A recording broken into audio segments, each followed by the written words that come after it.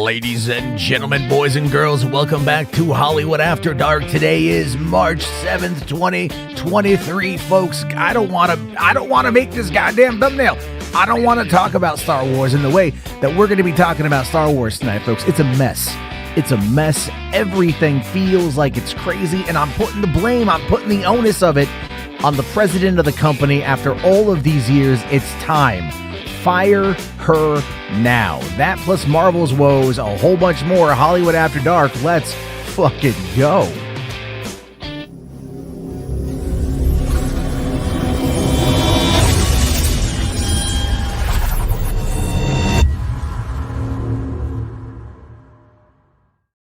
Hey, what's going on, everybody? How you guys doing? Welcome to the party. Welcome to the show. It's Hollywood After Dark. It is March 7th. It's another day. It starts off today like good things, some good news starts off today. I was very happy with the news as we were, starting the morning off on a good foot, right? I'll talk about that stuff here in a second.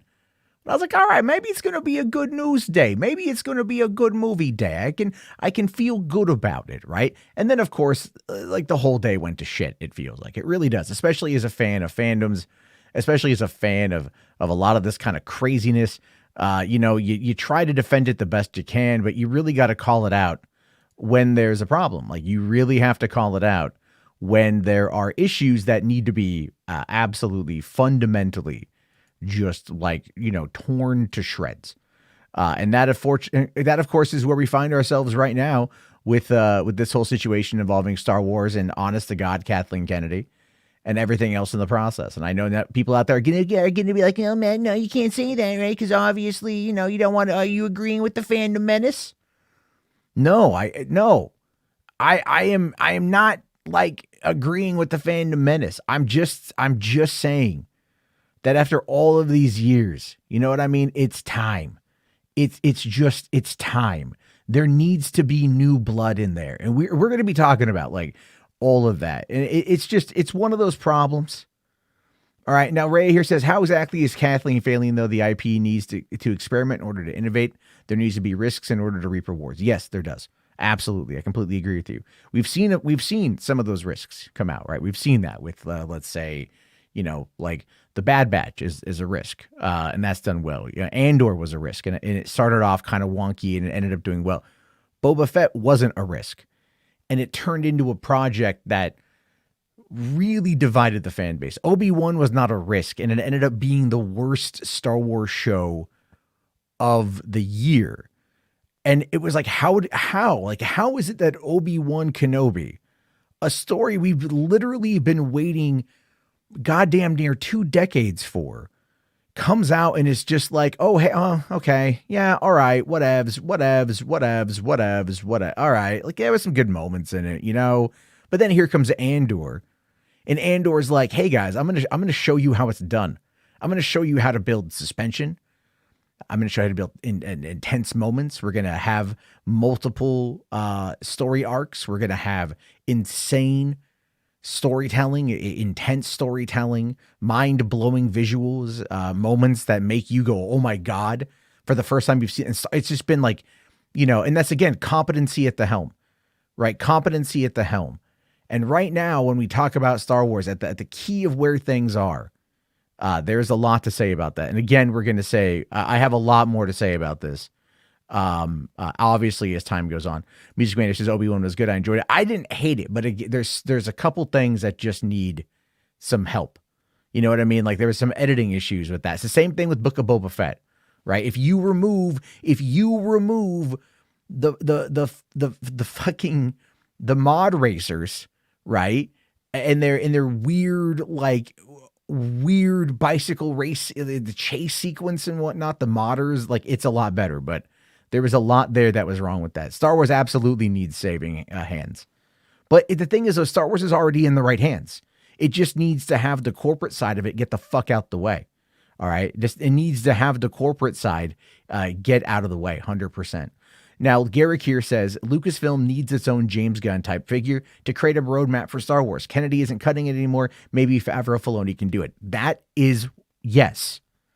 That is where we find ourselves on this particular situation, right? You're right. You're 100% right on that. And that is where a lot of us at this point have been saying this for a long time. Have somebody run Lucasfilm as the company and then have somebody else oversee Star Wars on this particular stuff, right? Oversee Star Wars as a brand. The last anyone here says, I haven't seen Andor yet. You are missing the fuck out. You are missing the ever loving fuck out. Dude, my girlfriend doesn't watch Star Wars with me.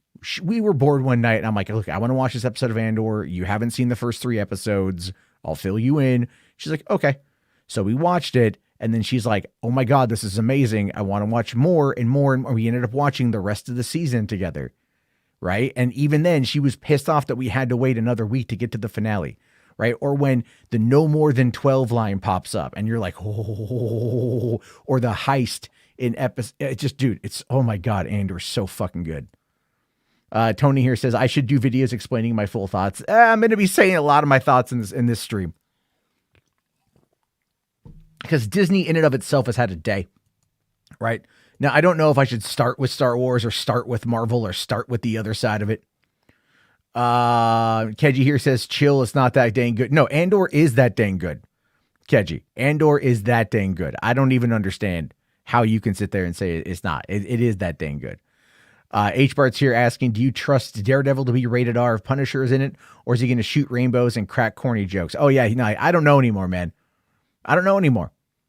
I don't even know anymore what to think about this kind of stuff. That's where I'm at, right? That's where I'm at. I think it's going to be fine, to be fair, but at the same time, we're not going to get the same Punisher. But we can start off talking about that. Then I did want to show you guys this thing I made earlier today to troll the chuds. Right? By the way, I just wanted to troll the chuds.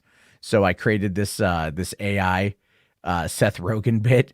It's kind of like it's gotten so the dislikes on it. You can't even see the dislikes. There's a lot of dislikes from the chuds that aren't too happy, but give this a listen. All right, people, let's talk about April O'Neil in the new TMNT movie. Some of you are saying, oh, they made her bigger and blacker. Why do they have to ruin the character? Well, first of all, April O'Neil is a fictional character, so she can be whatever the fuck we want her to be. And secondly, why does it matter if she's bigger or blacker? We wanted to show some diversity in our casting choices, and we thought it would be cool to have a strong, confident black woman in the role. And if you can't handle that, well, tough shit. Maybe it's time to expand your definition of what a hero can look like. And hey, if you're still not convinced, just remember that she's still hanging out with giant talking turtles. That's the real important part, okay? All right, people, let's talk about... So I will fully admit, this is not like I made this very quickly. I had to actually, this is true. I went and I cloned the Seth Rogen voice and I was trying to get his laugh in there and like I couldn't get it to do the laugh. So I ended up just like intersplicing it and it just seems so crazy. It's so crazy. Anyway, but it's so funny though, the people that it's triggered. I did that just to trigger people for fun, for shits, for grins, because that's what I do. While I was prepping for tonight's episode or tomorrow's episode, by the way, Podio commentary, The Frighteners, I just got done rewatching it. That's why I'm a few minutes late tonight. We had a power outage earlier in the evening that delayed my start by like an hour. But I just rewatched The Frighteners. Movie absolutely still holds up. I'm going to be talking about it after the stream, debating if I want to do it live. If you guys want me to do a Podio commentary live, let me know. If you guys want that, we can maybe do that as a separate thing, and then I can put it up for the podcast tomorrow. But I wouldn't mind trying it live. Actually, I have a lot to say about this movie. It's a great film. You guys can check that out. Podio commentary on YouTube or anywhere you get your podcasts. Link is in the video description for that one. But all right, guys, I know. I'm shilling my own stuff here. Can I play the Jenna Ortega one that you made? Yeah, I'll play the Jenna Ortega one that you made. H-Bar sent me one today. He sent me a message for RJ in the voice of Jenna Ortega. And it's kind of creepy, like how good it sounds, right? Some voices just sound better than others. Like I can't train the AI voice for me to do well. I want to though. If I can train it to do better, I think it'd be absolutely great. So, all right, this is the AI thing that HBart's here made for RJ specifically. Hello, RJ. This is Jenna Ortega, your wife calling to remind you that you don't need to be hanging out with Saggy Melons or Matt Jarbo anymore. You got me waiting at home, so come home now, or I will make sure you never lay pipe again. You got that. I mean, that is kind of like frighteningly, you know what I mean? That's kind of like frighteningly crazy. How good that sounds, to an extent. In fact, actually, I kind of want to show you guys this other thing real quick, just how far some of the creepiness with the AI goes, because I like the AI shit. It's fun to fuck around with it. It's definitely fun to just kind of have a little bit of good time with it. But for the most part, you do not want to there's got to be things with that, right? So this is something that popped up. This was an app. This is an ad for an app called Face Mega. All right. And that looks like Hermione Granger, Emma Watson. Okay. And this is an ad that they were running. This app is no longer allowed on the App Store. It got taken down because of this ad. Check this out. Look at this here, right? It just looks like Emma Watson about ready to just, holy shit, right? Like that's where society is with this stuff. And that of course is just, it's crazy that, these apps are coming out and can do this stuff real quick. Zachary here says that's his creepy but hilarious at the same time. Yeah, referring to the Jenna Ortega voice, not the Emma Watson potential dick sucking video, which I'm hoping that's what you're referring to. But this is just kind of like where we are with this kind of stuff. And it is definitely creepy, right? It is definitely creepy how these things are going to end up being used in the next couple of years. I mean, it's like, and even now it's remarkably good, I guess, how some of these things are in just like the infant stages of this crap. Give it a little bit of time and you're going to have like full on VTubers that are going to be able to pull that crap up.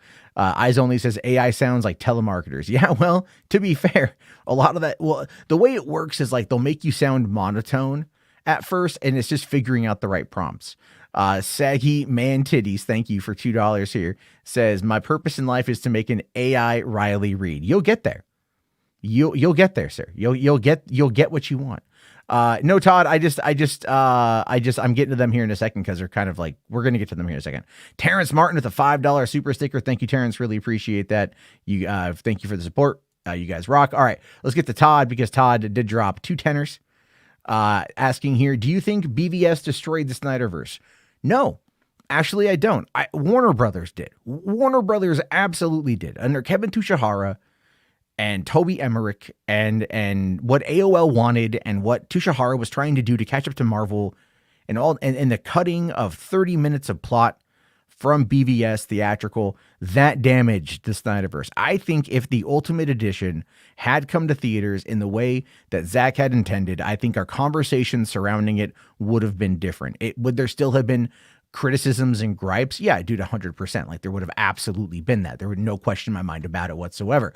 However, I think the general audience would have responded differently. And I think that would have not seen the problems that Justice League had. All right. But at the same time, the Snyderverse was also irrevocably altered by tragedy. And that was unforeseeable. That's unforeseeable tragedy. It changed everything. It changed the course of it. So that had its own hand. That had its own hand in it. And so we unfortunately have to grapple with those things. We unfortunately have to remember that tragedy transpired, and then tragedy mixed with corporate business practices, where you had to worry about stock investors and what their returns are and the share price and things like that. That also added to the demise of the Snyderverse. You can, to an extent, thank COVID for Zack Snyder's Justice League and thank Jason Kilar for having the initiative to go forward and to do that, right? To have the initiative to go forward and do that. That's exactly what, we need to be thanking him. And thank Hamada even for overseeing it across the finish line as well. But people don't want to do that. They don't want to thank any of this kind of crap. They just want to sit there and go, but the Snyderverse was destroyed because of Warner Brothers. And it's like, no, old regime absolutely did it. 100%. But the other thing we have to consider here is that a lot of people, a lot of things happen to get to where we are, and a lot of things happen to get the cut that we've got. So it is what it is. Thank you, though. And then Todd also here for tenor. Sing karaoke. Fine. I will do a track at the end. How about that? I'll do a track at the end for you. I don't know what it's going to be yet. We'll figure it out. We got Todd here with just a $2 super chat. Thank you so much. Really appreciate that, Todd. Terrence Martin with a $20. Is it a super sticker? Is that just a chat, brother? Thank you, sir. You guys are so generous and kind. I really appreciate you guys. You guys allow me to do this every night, and I really appreciate that. Thank you all so much for your support. It's very crazy, all this kind of crap that goes on in the world, but I'm glad to bring you guys the news in my very unique and oftentimes very offensive opinion. But thank you very much, Terrence. Really appreciate that. Of course, everybody else here says that here. Hold on. Hands asking, who the fuck is Riley Reid? I'm not sure how to answer that question. I think you should Google it. I think you should Jujule it. Do that. Absolutely 100%. You should do that. Do it. Get it going. There we go. But anyway, the Ayer cut is next. Man, I wish that was true. But it's not. The Ayer cut, like, we might get it down the road. We might get it at some point in time. I don't even know what's going to happen with any of that stuff there. Let's see. Anthony here, member chat, matinee member for 11 months. Thank you, Anthony. Really appreciate it. Says Feige should take over Kathleen's job for Star Wars. I agree, and we will talk about that once we get into the article from Variety today, because there's a lot there. I'm just not sure which one I should start off with first, because there's a lot that happened today that made me happy, and there's a lot that made me very, very, very upset. Zachary here echoing my point. Hans, if you don't know who Riley Reid is, you are way too young, or he's way too old. Either way, her pew game's on point, dude. Like, if there's one porn actress in Hollywood and porn that's generally got a pretty solid pube game, it's her and Lena Paul. Maybe Adriana Chechik in her heyday, but still, I mean, look, if you happen to be a fan of pubes, just saying, if you happen to be a fan of pubes and some debaucherous shit, I think you're going to be okay if that one. My recommendation would be you know what? I'm not going to go into that one, actually, because I don't want to. I don't want to say, he's like, what's your search history looking like? Anyway, let's see here. Static Path says the haircut belongs in the trash with Jared Leto's gangster wannabe Joker. See, I disagree. I like that Joker. Garrick here says, you're adult performers, Matt. Look, last night we talked about Julie Strain. Okay, let me tell you my first interaction with Julie Strain. I want you guys to kind of connect the dots on this one, because I'm not going to come right out and say it. Okay, I'm just going to allude to the fact that I was a teenager at the time, and you can kind of put two and two together. So my aunt and my uncle had a black box. If you know what a black box is, right? You definitely were alive in the 90s. Okay, but the thing is, though, the black box, for those of you who don't know, was something that you could get to de-scramble pay-per-view channels back in the day. My aunt and my uncle had one. So all the pay-per-view channels they would get, which means that my aunt would record me any movie I wanted, right? If there was a movie I wanted on pay-per-view, she would record it for me. What she would do is she would just put the tape in, hit record. When it started, go to bed and let it just run through the night, which was cool, which was great. What she didn't know, and what I didn't know, is that my uncle, may he rest in peace, would get up a couple hours later after the recording was over, and then he would go and he would flip it over to the Spice Channel or to the Playboy Channel, and he would watch that 4 hours, or watch it till he was done doing what he needed to do, and then he would just turn off the TV, unbeknownst to him that he was still recording. He was still recording the content that was there. So me, being 14, 15 at the time, would get these movies from my aunt, like, for example, Don't Be a Menace to South Central While Drinking Your Juice in the Hood. I want to say in 97, I was maybe about 15. So I'm watching Don't Be a Menace for probably like the 15th or 16th time, because I love that goddamn movie. But because she recorded it and let it just run again, the movie replayed, right? So once I finished watching it, I just let it run over to the next airing, Well, halfway through that, so like 3 hours into the 6-hour recording, it all of a sudden flips over to the Playboy channel, where there's a whole bunch of content that young me had never seen before and felt like I had just tapped into a goddamn treasure trove. All right. And so one of the actresses that was there, one of the scenes that was there, one of the things that was there was Julie Strain. So, you know, it was interesting having met her in person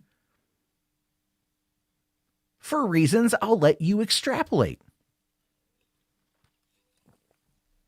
I'm just saying. Just figure it out. Just run the assessment. You guys got this. I trust you. Carrick here for 5. Thank you. Says we should do a trailer park on porn parody trailers, recommending Sonic the Hedgehog, 10-inch Mutant Ninja Turtles, and Mr. Rimchop's Neighborhood. Yes, we should. We haven't done a trailer park in a while. We need to do a trailer park again, because I do love me some trailer parks. Those are lots of fun. Willie here wants to know, there's something I wanted to say. Why was Will Smith not in Suicide Squad 2? Will Smith was not in Suicide Squad 2, I think because he was doing something else. I don't know, but that's what happened with that one there. Let's see. Keji here says, dang, 6 hours. I never knew tapes could hold that much at all. I thought they would last for about 3 hours at most. See, this is the thing, right? If you don't know, see, there's 3 formats on a tape. This is how it goes back to analog recording. Okay. We're well before the digital age of this shit. We're talking analog recording. So there were 3 formats you could choose from when you were, or 3 settings really. You had your SP, which was 2 hours, your LP, which was 4 hours, and then your SLP, which was 6 hours, right? And the idea there was if you recorded it in an SP, the quality would be higher, LP a little bit higher, and then SLP was just whatever quality. Most people recorded at SLP. Most of the time, if you look on YouTube and you find a VHS like copy of something, it was probably recorded in SLP. All right. Now, that's the thing with that is like, back in the day, that's how you got the most bang out of your buck. And that's why it's pretty goddamn funny. But yes, that's what happened, Keji. All right. Anyway, let's see. Ryan here says another Box Town video is just released. I'd like to share it. Yeah, man. Send it over on Discord. I'll check it out. Thank you for that. Zachary here says Matt was mentally violated at a young age. I mean, I don't know if I'd say that, but it's just a different world, like the very first time I saw a Playboy, I was, like 5 or 6 years old. Okay. Like I lived in a mobile home park in Beaverton. And yeah, in a town called Beaverton, by the way, still there. I was actually, when I moved from outside of Portland up to where I live right now, I had lived in Beaverton again. But anyway, when I was a kid, there were friends of mine that were in other apartment complexes on the road I was on. Cause I was in a mobile home, there was apartment complexes. And one of the kids I'd met one day was like, hey bro, you want to come check this out? And I'm like, all right. So we ride our bikes down. We ride our bikes over to the, to like this shrubbery. You know what I mean? Like they had these thick, dense shrubs, but the kids would always hide behind them. The kids would always hide because it was like, it was like a little fort. It was like nature's fort. You could easily hide back there and nobody would know you're there. Nobody would know that you would, whatever. So he takes me back over there and he shows me this old, I want to say that it was from like 1982. This is like 1987, 1988. This is from like 1982 of a Playboy. You know what I mean? I can't tell you. I have vague remembrances of who it is. I believe it was like a gold backdrop, blonde woman, black dress. That's kind of what I remember about it. And it might've been 82. It might've been 84. I don't even know. Right. Whatever. It's been like almost 40 years. And so anyway, but I remember looking at that for the first time, and that's the very first time I saw a naked woman. And maybe that did warp me. I've always had a thing for tan lines and bush. What can I say? So, maybe that did, but, it is very much just like that. Yeah. That's the story. There you go. Oh, he was making Bad Boys 3. That's what it was. Thank you. Donovan here. Can we talk Star Wars? Jesus Christ, Donovan, come in here cramping my style. I'm trying to tell funny stories, funny debauchery laden stories from my ute. Making people laugh, this is Hollywood After Dark. All right. It's don't you know that it's absolutely part of the Jizz Network, Jarbo's Intimate Zesty Zinks? Don't you know? All right. I'm just saying, man.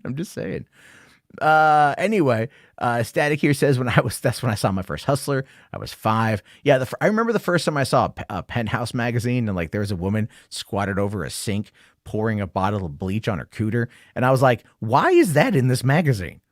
Like, why is she squatting over a sink pouring out bleach like on her cooter? I mean, obviously it was water, it wasn't really bleach. I mean, anyone could figure that out, but still, the imagery of a very attractive brunette in full makeup and like red hoop earrings, wearing high heels, squatting over a sink and just pouring out bleach on her cooter. Larry Flint's a weird dude. Not even my level of debauchery ever goes to his level of debauchery. I'm very surface level debaucherous. All right. I'm very much surface level on my kink.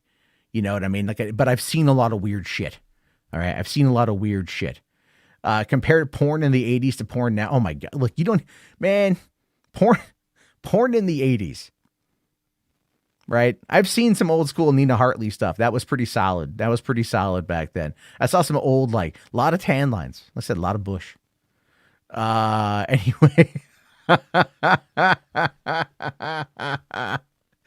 Garrick here asking the hard question, literally. Ava Adams, Corey Chase, Sherry DeVille, or Alexis Fox. Here's the thing. I'm going to catch a lot of weird shit for this. Not a Corey Chase fan. I don't know what it is about her. You know what it is? Actually, I'll tell you what it is about Corey Chase. She's an attractive woman. It's the abs. I don't find like abs like that on women attractive. It's not to say that she's not attractive, but I don't find that. Ava Adams. Yeah. Right. I mean, and she's smart too. She has her master's degree. Like she left porn for a while to go get her master's degree, came back and like started opening a porn business. And as far as I understand, does pretty well. Sherry DeVille is pretty good. And I happen to be a fan of Alexis Fox. Yeah. I'll fully admit that. Anyway. All right. H Bars here says, how much does your interest in Born Again go down if it's PG-13? Well, much like my interest in porn goes up when it's rated X, PG-13 it's going to be it's how they phrase it, how they sell it. It's going to be diminished, H Bars. There's no question about that. But we'll get into that because obviously we're 28 minutes into the show and people are like, God damn it, man, stop talking about booty. We want to talk about movies. Fine. You guys know I love you. All right. So instead of tan lines and neon colored fingernail polish, baby. Whoa. There we go. Hans here says, I've already gotten my month's worth of membership pay here. I hope so. There you go. We're only 7 days into the month. Fuck yes, sir. Fuck yeah. Hold on. Irrational says, Matt, Panasonic Hi-Fi VCR or Philips Hi-Fi VCR? I mean, Philips for me, it's such a weird question because like, I honestly can't tell you. I just know that like, I remember having a Philips and I enjoyed it. But if I had to do Panasonic, didn't Panasonic do the HD DVD? Right? Am I mistaken that? But either way, it's, the hi-fi shit. I was poor. I never had hi-fi VCR. I just had regular VCR. But thank you for that. We got Moisture for 2. It says Disney fumbled the bag today. They did. They started off well. They started off well. They did. We're going to get to that here. One sec. I just want to answer one quick question. Let's see. Is Zachary asking, am I a Lisa Ann fan? She's fine. But I prefer Julia Ann. If you're gonna get me to go for any Ann, it's gonna be Julia Ann because I've actually touched her boobies. So that happened in 20 years ago. Yeah. She was performing at Spearmint Rhino in LA. And I happened to go when I was in town for E3 with a friend of mine who had never been to a strip club before, and me, a bit of a connoisseur. I'm not gonna like brag about it or nothing, but I knew my way around a club or two. I'm just pointing that out there. And we go to this club, and I tell him, "Hey, man, listen. The first girl that asks you for a dance, don't do it. And then never use the ATM at the strip club," which he actually did that. And then a woman walked over to him, very attractive woman walked over. I didn't see him again for an hour and a half. So I sat at the tip rail, and then Julia Ann performed 2 shows. And at the end of one of her shows, she was like, "Hey, I need someone to wipe this lotion off of my boobies." And apparently I just looked the most pathetic or whatever. I just had that look about me. And she goes, "Hey, you hold out your hands." And I held out my hands, and she put a towel on her hands. or my hands. And then she leaned in and she let me wipe the lotion off of her boobs. That was a fun moment. That was a good moment. Yeah. She apparently was giving out lap tests that night as well. I just did not do it. Anyway, okay, sorry. Enough of the conversation. Enough of the conversation on that one there. Ryan asking, have I seen the unrated version of Megan? I have not. I have not. I need to. I want to, but I haven't. Okay. All right. All right. Let us do it. Let us dive in. Asia Akira. Yeah, you would be. You would be, Zachary. You seem like an Asia Akira kind of guy. Look up Asia Carrera from the 90s. I liked her quite a bit. Check her out. Okay. Anyway, guys, let us move on. All right, because we got ourselves we're just going to start off with the Disney stuff, right? We're going to start off with the Marvel side of it first. Actually, well, no, hold on. I do want to talk about the other thing about this that I think is a good news for today. If you happen to be a fan of Avatar, as I am, then you would want to know that Avatar: The Way of Water will be hitting digital on March 28th, and it will come with 3 hours of bonus materials. Now, that's great. That's 2 days after my birthday, so I'll definitely be getting that. Looking forward to watching Avatar: The Way of Water. My 5-year-old has been begging me to watch it. She keeps telling me, I don't want to go see Super Mario Brothers in theaters. I want to go see Avatar. And I'm like, kid, it's going to be 3 hours. And she goes, yeah, I don't care. All right, I want to watch Avatar. But yes, I agree with Sarah's here. I want the 4K release. Yeah, that's what I'm waiting for. All right, Jerry here says, I finally saw Cocaine Bear. Good for you, man. Let me know what you think about that. HWAD here says, I can finally have my mom watch Way of Water. Yeah. So there we go. All right, so that we have that one. That was the good news. That was part of the good news on the Disney side of things. And then, of course, we got this news that came to us ultimately from the Hollywood Reporter. Boris Kitt dropped it down, folks. Jon Bernthal will return as the Punisher in Daredevil Born Again. Hell yeah. Fuck yeah. Let's fucking go. LFG, LFG, LFG. I mean, look, I'm just going to pull it out. I haven't dropped this one in a while, but really this one made me, I did this out loud, folks. Well, what do you know? Ow! I did the wrong drop first. But that being said, I was really excited for that. I love Jon Bernthal as the Punisher. You know, Daredevil season 2, the 2 seasons of the show that we got, I thought were fantastic. Looking very excited to see him come back. Saying here that he's going to be popping up in Daredevil Born Again, and that's going to be great. Except there's a lot of stuff here. There's a lot of stuff here. Now, it says, according to the Hollywood Reporter, the upcoming Disney Plus series will feature another returnee in Jon Bernthal, who will be back to portray our favorite anti-hero, Frank Castle. Bernthal is now the 3rd actor from the Netflix version of the series who will be reprising their role, following Charlie Cox and Vincent D'Onofrio, who are both back as the titular vigilante and the villain Kingpin, respectively. This is great. This is fantastic. And I mean, look, I loved it. We all wanted this. We all wanted this. All right. Now, the biggest problem with this is it going to be PG-13? Is it going to be a dumbed down, watered down version of the Punisher for Disney Plus? Now, listen, I don't think it's going to be as dumbed down or as diluted as some people out there are fearful of. I really enjoyed what they did with Matt Murdock in She-Hulk. I did. It might have just been the excitement to see him again. It might have just been all of that, but I was glad that they brought him back. And obviously Born Again is going to be something that I think is going to really, I'm hoping will hold true to what's going on. And I think after today, they're going to have to really make that call because there's something happening at Disney. Now, we're going to talk about that. There's something happening with Disney, clearly with Iger being back in charge, clearly with the direction that a lot of the stuff was going and everything else. But for right now, this is good. This is great. I'm very, very, very happy with this. I just want to see it. Jay David are asking, will it be a PG Punisher? I don't think so. It's not going to be rated R, I don't think. It might be TVMA, but it all depends on how they want to make it work. Right now, but H Bars here brings up an interesting point. If this show is fucked, I don't know how I'll feel. They added parental controls for a reason.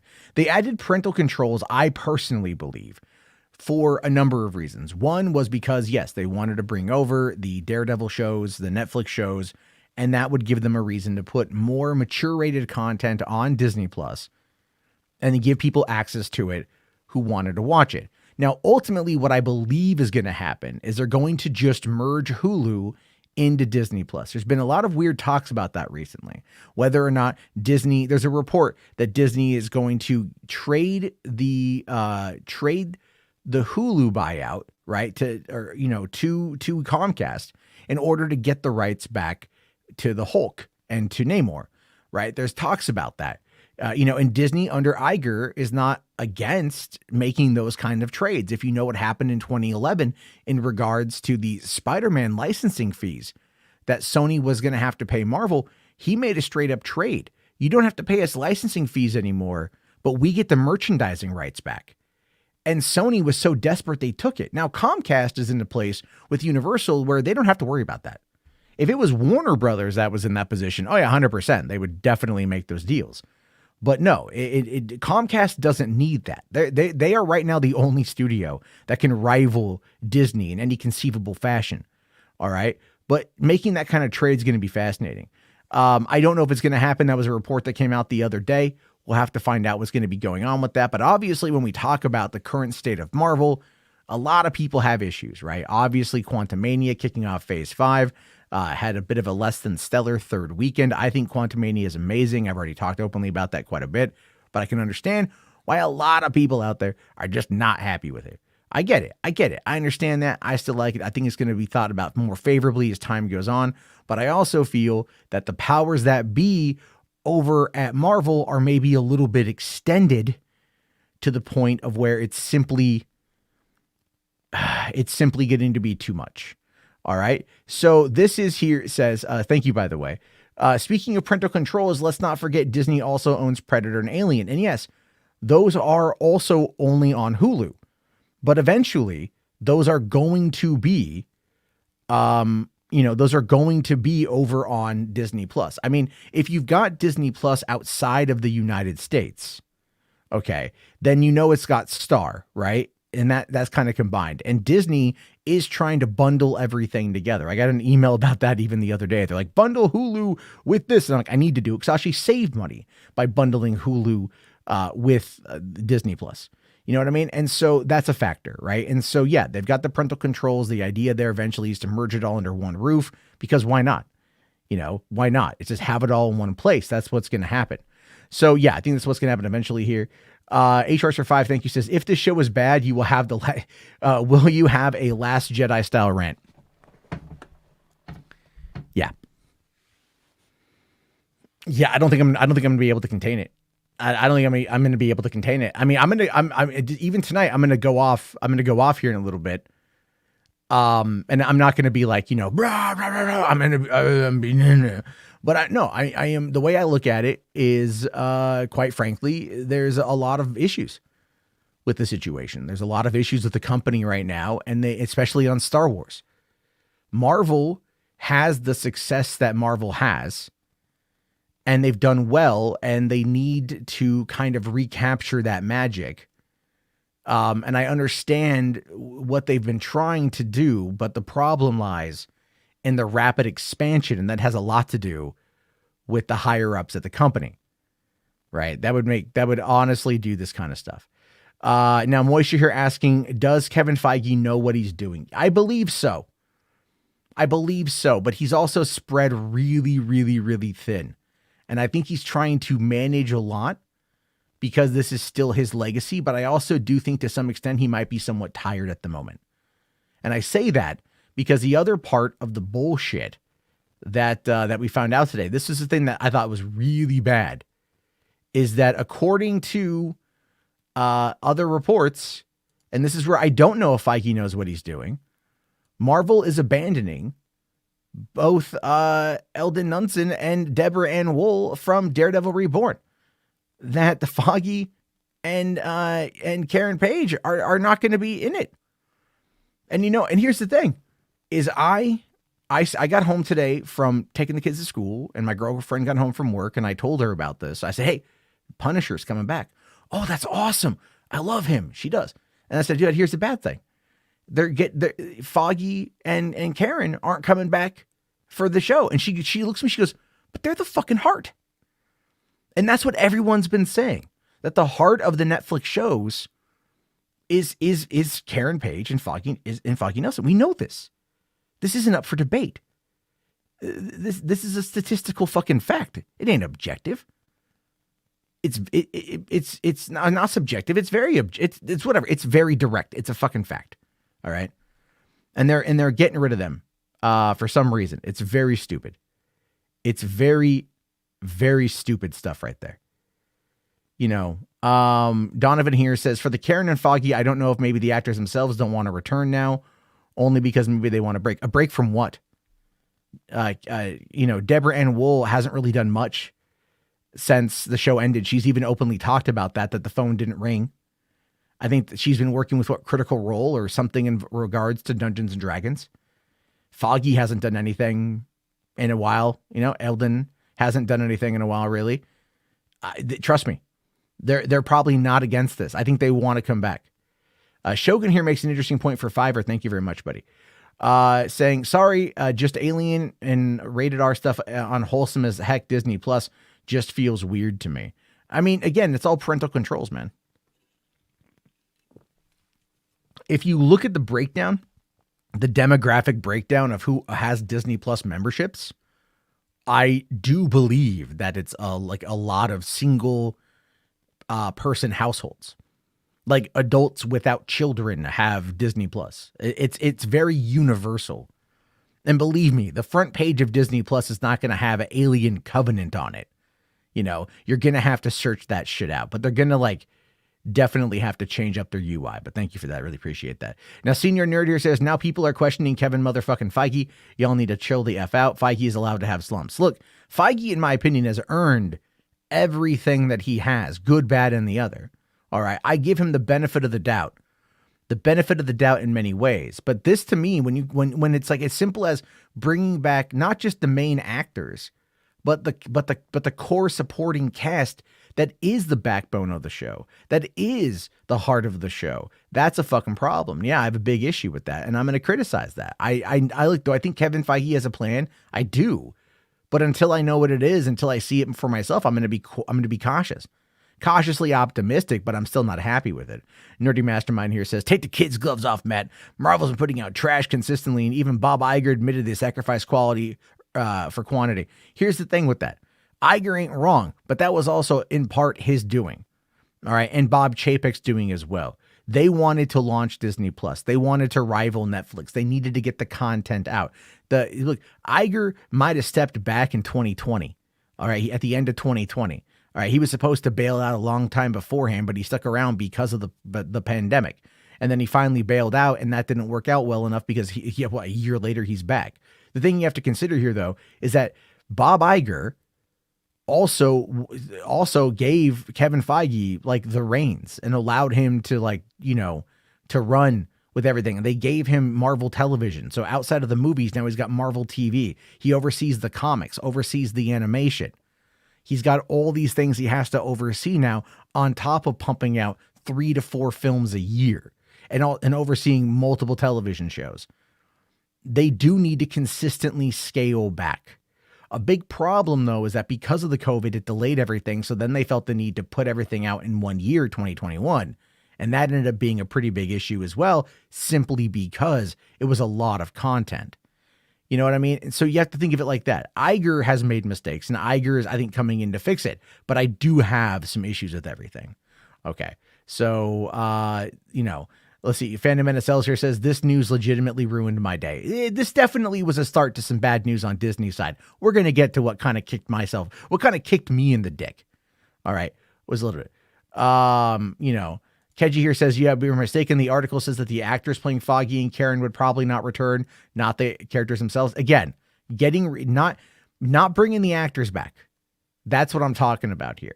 They're the heart. I don't give a fuck. You could replace them with somebody else and they might do well, but they're never going to be that pairing. They're never going to be that pairing. 3 seasons of Daredevil, 1 season of The Defenders.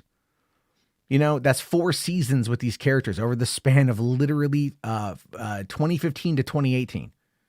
People have an affinity for these characters, for these actors in these roles, 100%. So Laser Loot Gaming asks, I don't understand why they won't be in it. I don't know yet. We'll find out more. I don't know, but this news bothered a lot of people. Now, Garrick here with a tenor. Thank you so much, Garrick. Really appreciate that. People need to realize Disney has been making adult content for decades through Touchstone and Hollywood Pictures. Armageddon, Pretty Woman, Tombstone are all Disney films. Don't forget Miramax. Don't forget Miramax. There was a movie that came out in the mid-90s with Nick Nolte called Jefferson in Paris. I think it's like an erotic movie, right? And it was this thing, I remember at the time that came out, there was articles in the Oregonian about people being outraged at Disney peddling smut. Disney's out there peddling smut for the children to see. Under fucking Miramax, right? The people who made, Pulp Fiction. No, Disney ain't as wholesome as people think. All right. Like, Disney's not. We need to, it's like when James Gunn was rehired for Guardians of the Galaxy Volume 3, Grace Randolph was all like, I can never look at Disney the same way ever again. No. People need to really, really back the fuck off of that shit. All right. Really back the fuck off of that shit. Disney is a company, and they're going to do what companies do. All right. They're going to do what companies fucking do. Now, the last statement here says, but 2018 to 2023 has been 5 years. Sure. That doesn't mean shit. I'm not saying I'm not going to watch the show. I'm just saying, they need to bring this stuff back. All right. They need to bring this stuff back. That's what people want. People want that. I don't care.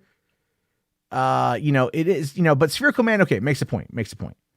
All right. See, this is what being a DC fan is. After a while, you just learn to roll with the punches. So for the Marvel news, you just need to calm down and wait to see what happens. Don't let this stuff ruin your days. No, it's not wrong. Roll with the punches. I get that. All right. It's just a bit offsetting. It's a little offsetting. Let's see here. Garrick says, Disney also released Insane Clown Posse albums via Hollywood Records and got in trouble. Did they? That I have no idea. I mean, was it like, what is a Juggalo? It's like, was it the Netting Game album? Was it their 6th album, I believe? That's the only one I've ever owned. And it's the only one I really like. And yeah, I like it. I like that Insane Clown Posse album. I do. I'm not gonna shy away from it. All right. Ralph Double Tits here says, Grace is insane. She literally said Andor ruined the Star Wars brand. Yeah, her and Josh from Den of Nerds said that, right? He should officially change his name to Den of Cucks. Quite frankly. Quite fucking frankly. Great Malenko, the album I see got... Really? The Great Malenko ended up getting pulled? That's the album. Yeah, that's the album I have. I had, at least. I know that album probably inside and out. As sad as it is to say, if you popped on a track, I'd probably be able to rap along with it. I mean, terribly, obviously. Maybe that's what I'll do for karaoke. I'll do What is a Juggalo? How about that, Todd? You want me to do karaoke of What is a Juggalo? What's a Juggalo? You want me to do that? Let's do it. Let's do that tonight. We're gonna do that to karaoke. You want me to sing? I almost fucked up WAP because there's the naughty no word I can't say. But let's do it. Anyway, this is what's going on with this. This is the kind of shit that bothered me. But let's do a quick refresher, a quick positive thing. We found out today, confirmed by Michael Uslan over there at on his Instagram, but reported on Discussing Film. The Batman Part 2 starts filming in November. And we know that The Penguin is currently filming right now because Colin Farrell was spotted wearing the Penguin makeup and everything else. And so obviously we're getting a lot more of this world, and I'm very, very excited for that. I think that's going to be something very fascinating to see what they're going to do with that. And this might be some of the reasons why Mark Ruffalo has said that Disney and Marvel needs to watch its ass, because James Gunn is going to be coming in. He's going to be gunning fuckers down. Cat. I'm kidding. Obviously kidding. Parody, satire, humor, comedy. It's what we do here. Be sure to like the stream, folks. 124 of you watching. 36 likes, guys. 36. We can do this. But it's a great time. Thank you all so much. Anyway, So, there's a lot going on with this. There's a lot going on. The Batman stuff. I can't wait for the Batman part 2. That's going to be great. Obviously the shows are going to be awesome as well. So, okay, let's get into the one today that really hurt. All right. This one bothered me today. All right. Star Wars shakeup. Kevin Feige, Patty Jenkins movies shelved. Taika Waititi looking to star in his own film. Exclusive. Now, here's the thing with this, all right? I don't give a fuck about the Patty Jenkins movie. Obviously, it's that situation where I say to myself, look, I'm fine with it being what it was. It's just, you know what? Wonder Woman 84 was not good, and she needs something that's a palate cleanser to, I think, keep people on the kind of up and up, happy shit, okay? So, there's that. All right, Donovan here says Patty Jenkins has no career. She has a career, but she should really stick to doing television, which is where I think she'll thrive once again. But all right, let's talk about Star Wars. Because if you guys know me, I love Star Wars. All right, I did not like The Last Jedi. I'm open about that. But I loved Solo. It's hard to like The Rise of Skywalker to an extent. It really is. There's parts of it that I really do like. There's parts of it that I don't like. I don't think the movie aged well. It's been out now for 3 years. I haven't seen it since January 2020. All right, I haven't watched it in 3 years, and I don't really have much of a desire to go back to it. That the sequel trilogy fundamentally damaged things in a way that are almost irrevocable in that particular timeline. Almost irrevocable. Things can change, things can do better because of where we are right now. 25 years before then, 5 years post Return of the Jedi, in the timeline of The Mandalorian, the Mandoverse, if you will. The Mandalorian, Ahsoka, Book of Boba Fett, the Skeleton Crew, whatever else they're working on. Obviously leading into something with General Thrawn. Obviously Heir to the Empire. Obviously they're building up towards the sequel trilogy. Because that's just brand fucking synergy, and you're never going to get away from that. But that's not what. But they're fine. That's what they're doing, and they should focus on that. But let's see, what theatrically, what the F is going on. All right, like what the F is going on. All right, like let's find out. Let's find out more. I'm just going to read the article. Okay. When Jon Favreau stepped into the red carpet for the season 3 premiere of The Mandalorian on February 28th, the Disney Plus show's creator and executive producer was feeling nostalgic.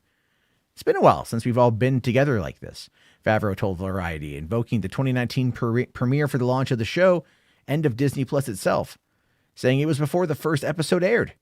At that time, The Mandalorian was a scrappy land speeder in the vast Star Wars galaxy, nipping at the heels of The Rise of Skywalker, the culminating feature film from director J.J. Abrams that was expected just a month later to obliterate the box office, just like a cinematic Death Star. Instead, The Mandalorian became a global sensation thanks to the incandescent cuteness of Baby Yoda, blasting Disney Plus into lightspeed with 26.5 million subscribers in the first 6 weeks. Now, it's not all just Star Wars. That is obviously the Disney the library. You've got Pixar. You've got the animation. You've got Marvel. There's a lot of reasons to have Disney Plus, and even here it is. 3 years later, there's still a lot of reasons to have Disney Plus. It is a fantastic streaming service. It really is. Okay. If you're not watching Bluey just in general, I think you're missing out. I really do think you're missing out. But I'm not going to go off on Bluey. I love Bluey. Now, The Rise of Skywalker, on the other hand, imploded in spectacular fashion. The film earned just half of the grosses of 2015's The Force Awakens and the widespread scorn of fans. And Star Wars movie development has been stuck in the bogs of Dagobah ever since. Thanks, The Last Jedi. Fucking call it what it is, Variety. Adam B. Very, call it what it is. Why did The Rise of Skywalker implode in spectacular fashion? Shall we just take a walk down memory lane? Sure, why not? Let's go. Let's go back to 2017. Riding high on the release of The Force Awakens with its $2.2 billion worldwide gross, reinvigorating the brand to unforeseen heights, the first movie in a decade for Star Wars.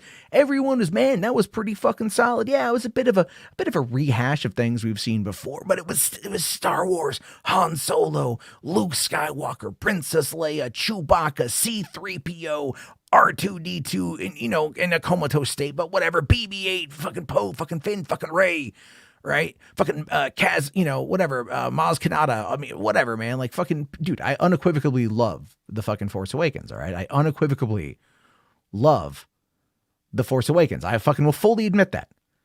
All right? I will fully fucking admit that. The Force Awakens is a fantastic movie. I goddamn love that movie. All right. Which is why I'm so pained, so aggrieved, so perturbed, so annoyed at what fucking followed it. Because what we got was not a sequel to a movie that started a trilogy. What we got was a movie that was kind of stuck in between with its head up its own ass. A very unique place to be. A movie that had no real end foreseen for it. It didn't continue the trilogy. It didn't set up the conclusion. It simply just killed off the hero of heroes. For no other reason than he was force exhausted, you guys. But Luke was force exhausted, you guys. Fucking Leia pulled herself out of the goddamn vastness of space after being ejected from a fucking torpedo blast and was able to fucking carry Poppins herself back into the fucking ship before she went comatose for a couple of fucking hours while the midichlorians did their shit. All right? If it was Luke, he would have been in a fucking back to tank, and you fucking know it. But that's my point, though, is like, look, if Carrie fucking Fisher, if Leia fucking Organa can survive in the nothingness of space after a massive explosion vaporizes her ass out there, kills Admiral Akbar with no fucking fanfare, by the way. Just, hey guys, did you guys know Admiral Akbar died off screen? I know, may he rip. May he rest in peace. But we do have this new character that we're all supposed to really just kind of get in line with, who's going to sacrifice herself in about an hour and a half, and it's going to be just a fucking thing. Whatever. It should have been the Akbar thing. We all know it. I don't give a fuck. You can sit there and try to defend the Holdo maneuver being Holdo's move, but from a character perspective, there's nothing there to grab onto. There's nothing there. Laura Dern was good. I like Laura Dern. I thought the character was fine, but we didn't get enough time with her to give an iota of a fuck. You know what I mean? Like, I've probably cared more about, like, I'm not going to make that joke because I'm not making that joke. Okay. I'm just saying, in regards to characterization, to character building, everything, it just wasn't there. The Last Jedi is a fundamental mess of a movie, even though it is well directed. And it's got great cinematography, and the score is fantastic, and the effects are top notch. It's soulless as fuck compared to what has come before it. It was the antithesis to The Force Awakens. If The Force Awakens was a lot of a rehash of A New Hope, that's the Last Jedi just fucking shat on it. Just shat on it. And yes, H. Bartz is correct. He says, I love The Last Jedi, but I think after Carrie passing, things should have been changed. Yes. Why they weren't, I don't know. And that's another fucking factor. That's a lack of a fucking thing. All right. That's a lack of oversight. You have one of your main characters fucking die. It's just, that's kind of where it's at. That's all I'm saying.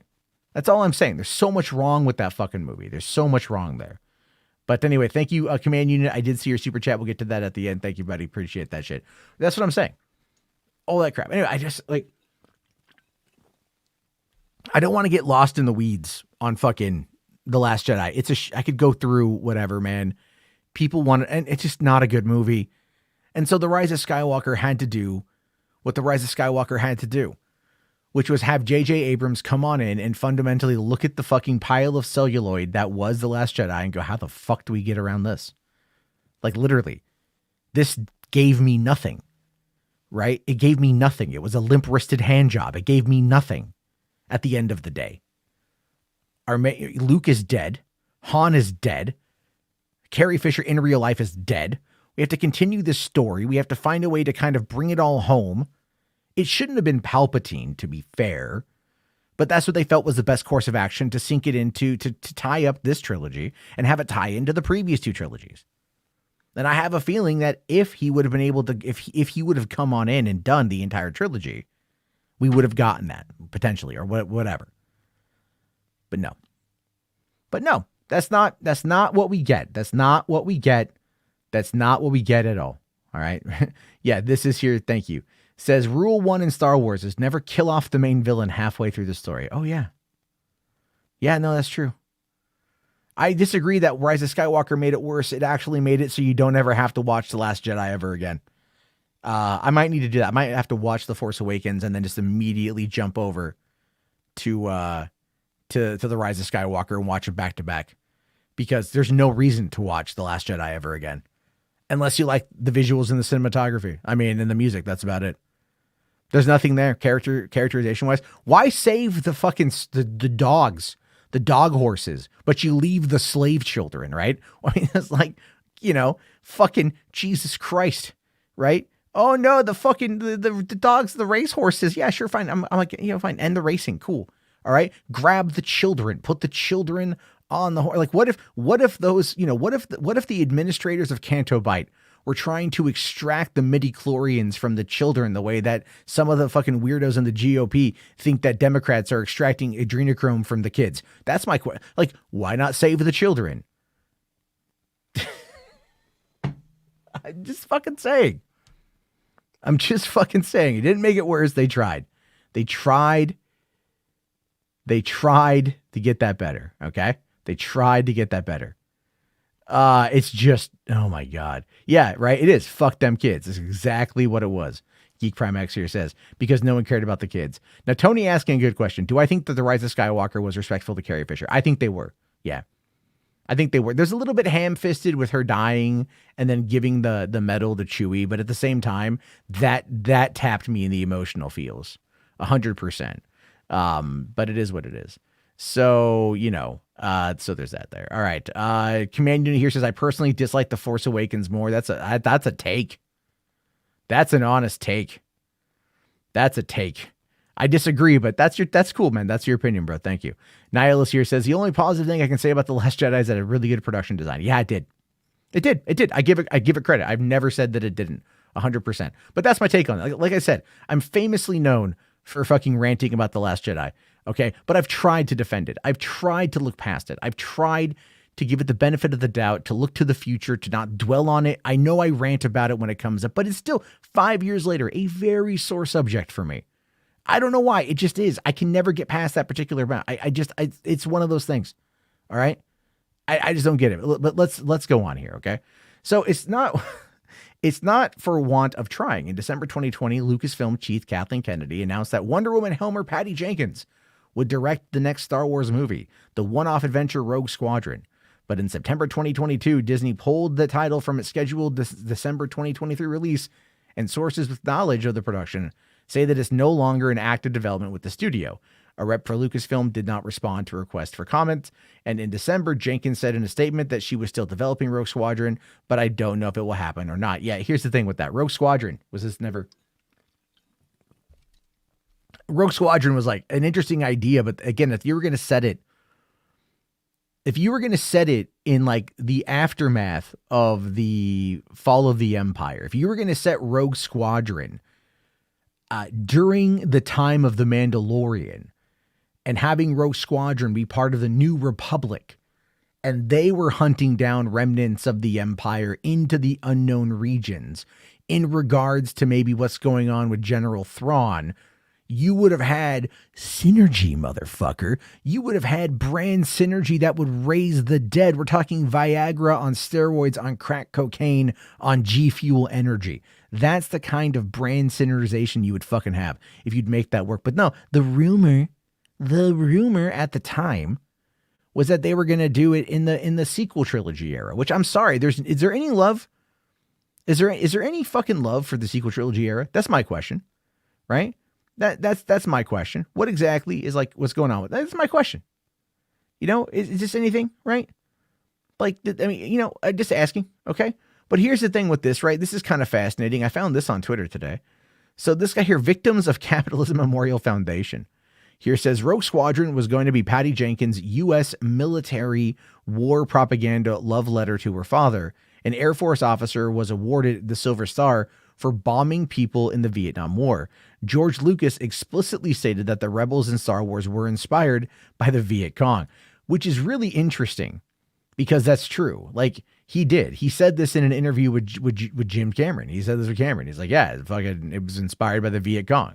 The Empire was heavily modeled after the the American military complex, as well as the imperialistic ideals by our probably foreign policy and everything else. You know what I'm saying? And so having Rogue Squadron be a love letter to her father, who earned a Silver Star in the Vietnam War, could have been a bit of a conflict of interest. But let's be fair.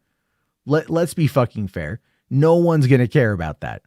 Right? Like, no one's really going to, like, you might get a couple people upset on Twitter about this sort of thing. Right? But for the most part, like, no one is really going to know about this. I just thought this was like pretty funny. So there's that, right? Hold on. Luke here says, I love everything about Star Wars. To be honest, I enjoyed the sequels. It wasn't perfect, but the only Star Wars I love is The Last Jedi. So I said, go ahead and fight. Oh my God. I will not fight you on this. I appreciate your opinion. I just simply disagree. So there you go. I simply just disagree. But let's get back to this article here. So going back to it, it says that meanwhile, Variety has learned that a possible Star Wars feature produced by Marvel Studios chief Kevin Feige is also no longer in active development at Lucasfilm. When news broke of Feige's involvement with the Star Wars film broke in September 2019, it churned up fan speculation. No, it broke the fucking internet. It broke the internet. When news came out that Kevin Feige, coming off the heels of Endgame, was going to be working with Lucasfilm to produce a fucking Star Wars movie, because Star Wars is his first love, by the way, his first love, this was big. All right. Now, then it said there's fan speculation, since widely debunked, that he was in line to replace Kathleen Kennedy as the leader of Lucasfilm. And again, as many of us have said, myself included, yeah, he should have done it, at least for Star Wars. You know what I mean? Like, leave Marvel. Marvel's kind of reached its apex, but move on to something that needs to be, you could really play in. That would be that. Anyway, the movie remained alive as recently as May 2022, when screenwriter Michael Waldron, Doctor Strange and the Multiverse of Madness, told Variety that he'd started working on the Star Wars screenplay for Feige, saying, I'm enjoying having the freedom on that to do something that's not necessarily a sequel or anything. 5 months later, Feige hired Waldron to write the script for 2026's Avengers Secret Wars, the Endgame-style culmination of Marvel Studios' multiverse saga.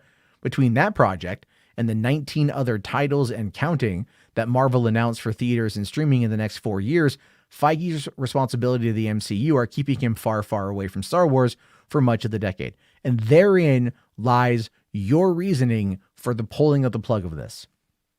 Therein lies your reasoning. It's nothing to do with what Michael Waldron is working on. It's nothing to do with anything else on that front. It's simply that to Disney, Marvel is far more important than fucking Star Wars. And here's the thing with that, guys. They're 100% correct. They're 100% correct. The brand of Star Wars, I don't want to say is in trouble, right? Because Mandalorian drops in an hour, and I can't wait to watch it. Obviously, I hear this episode's amazing. I love Mandalorian. I love Baby Yoda. All right, I love all the characters. I would even take Cara Dune back. I'm not even against Cara Dune coming back. That's how much I love that fucking show. I'd prefer Kuil, but whatever, man. Listen, whatever. Okay. I'm just saying that the branding in and of itself is all over the place. What are they doing with it? And as we always say, as we have been saying for all of this time, where is the plan? Where is the plan? What is the end game? They tried to say that in December of 2020, right? They tried to say that in December of 2020 when there was that big announcement, right? And they came on out, Kathy came on out, and she's all like, Patty Jenkins, Star Wars, Taika Waititi, Star Wars, Kevin Feige, Star Wars, she talked about, and then she talked about the fucking, the Mandoverse having Rangers of the New Republic, Book of Boba Fett, Ahsoka, Mandalorian, all tying in to a big, grandiose, culminative event. And that's the shit, right? That's what's going on. A lot of announcements, a lot of things like that. And that is a big, big effing problem. is that all of these fucking announcements, all of them, and yet, God damn it, where the fuck are they with this shit? You know what I mean? Like, where are they? Because it's just all over the place. All right? It's all over the place. Now, I wanted to bring this up here, okay? This is from Big Screen Leaks, who says on Twitter, I'm not going to say that Kathleen Kennedy has had an abysmal career. Far from it, actually. But 7 Star Wars movies have been reported to be in development since 2019. Not a single one has been greenlit, and that's a problem. At this rate, give the reins to Favreau and Filoni. As a fan, I'm thankful for everything she has done because she's responsible for a lot of fantastic things in the Star Wars universe. But I think Lucasfilm needs to look at other options. If it's not Favreau and Filoni, I still think you need to bring new people in to get this IP back on track. I love the shows, but we also need more Star Wars movies. And the truth of the matter is on that, we absolutely do. We do need more Star Wars movies. It's not that we need more shows. We do need more movies because the movies will expand the fan base. It will bring people back in. It will get people re-energized again. Obviously, if they can find a way to bridge off the movies or bridge off the shows, which is what they should be doing. I don't even know why they don't even want to go, they don't want to fuck with that. No. You bring on Favreau to direct the movie. All right. You do that shit, or bring Ricky Famuyiwa to direct the movie, or Filoni to direct the movie, or Bryce Dallas fucking Howard to direct the movie, or Deborah Chow to direct the movie. Yeah. I didn't think her direction was that great with Kenobi, but I also think that Joby Harold, the guy who co-wrote Army of the Dead, I don't think did that good of a job on the scripting for Kenobi. There's a lot of problems with that show. All right. But I do think that Deborah Chow can handle it with, a better producer in place. And I think, again, with Kennedy overseeing Kenobi and Favreau and Filoni not having anything to do with that, that was a big ass problem. But then again, they also had their own issues with Robert Rodriguez and Book of Boba Fett. And notice how ever since that show came out, despite the fact it was the number 5 most watched show on Disney Plus, original, I should say, in 2022, number 6 being Andor, I'm kind of surprised that Robert Rodriguez hasn't had a name kind of whispered in any of this shit. But we have heard reports of Book of Boba Fett season 2. And even Tamara Morrison is like, can we make him a bounty hunter again? Can we actually do some shit with him? That's interesting. So yeah, I think people realize the problem with the Book of Boba Fett and where exactly they need to take it. But anyway, let's move on here. So going on 5 months later. Okay. We already talked about that one here. So as for Ryan Johnson, I love this. They keep bringing this up here. It's never going to happen.